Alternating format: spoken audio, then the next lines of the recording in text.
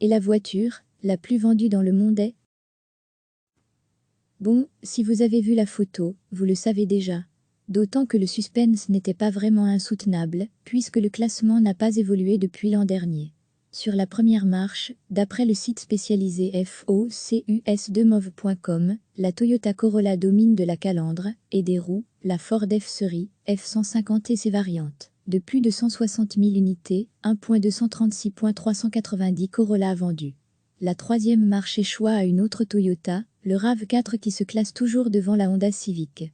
Pas de surprise, mais il faut contextualiser, la Corolla est un modèle mondial, alors que le gros pick-up Ford se destine avant tout au marché américain, tout comme la Chevrolet Silverado, 10 degrés, dont la marque n'est même plus présente en Europe. À la 15e place, on trouve un autre modèle inconnu chez nous, la Volkswagen Lavida, qui n'est rien d'autre que la meilleure vente en Chine. La première française, la Renault Clio, se classe seulement 43e et seule représentante de son pays dans le top 50. C'est mieux que les italiennes, carrément absentes de ce classement qui recense les 50 premiers modèles. Au niveau mondial, 2019 marque une diminution du nombre de voitures vendues, un peu plus de 65 millions, et demi contre plus de 68 millions en 2018. Et ce sont les deux gros marchés émergents qui marquent le pas.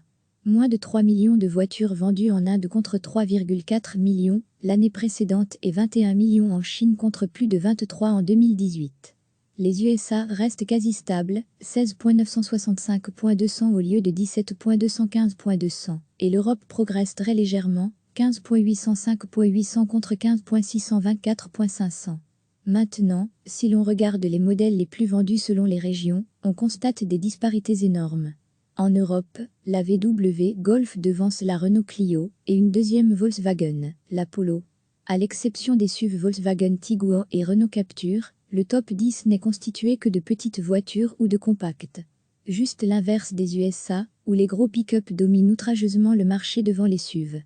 Ford F-Series, Ram PQ et Chevrolet Silverado ont fort peu de chances de convenir aux automobilistes du vieux continent. Au-delà de leur taille inappropriée au réseau routier, la consommation de minimum 10 litres/100 km pour les petits modèles et la cylindrée du moteur ne feront des heureux que chez les gestionnaires des recettes fiscales. On a parlé des modèles, mais qu'en est-il des marques? Toyota trône à nouveau sur le toit du monde, 8.683.049 voitures vendues contre 6.436.548 au rival allemand Volkswagen. Avec un peu moins de 5 millions d'exemplaires vendus, 4 marques se tiennent dans un mouchoir de poche. Ford, Honda, Nissan et Hyundai.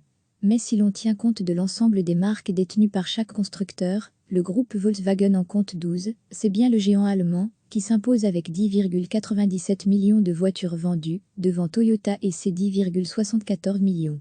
L'alliance Renault-Nissan-Mitsubishi est troisième, 10,16 millions.